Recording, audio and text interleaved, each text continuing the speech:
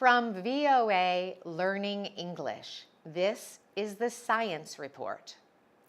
Scientists are developing a medical device that could tell them more about the human body.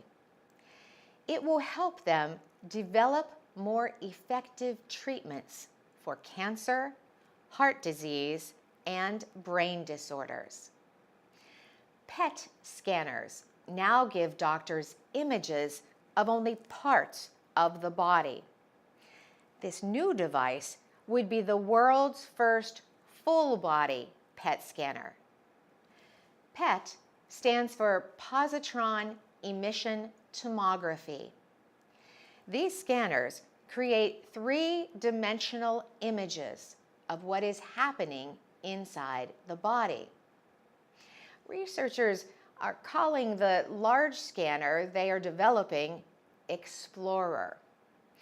It will show images of what is happening inside the entire human body that have never been seen before.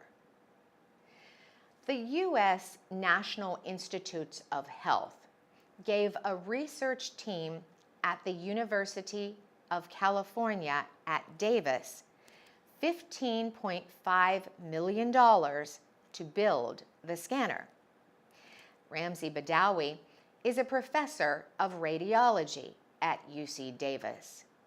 He says the scanner will give researchers new information about how human organs work together. PET scans show doctors how organs and tissues are working on a molecular level. These images help them identify and follow diseases. The new scanner will help them do that even better. A complete view could help researchers develop new medicines that target diseases and parts of the body. It could help doctors reduce harmful side effects by following the movement of medicines through the body. The researchers hope to test the Explorer with humans in 3 years.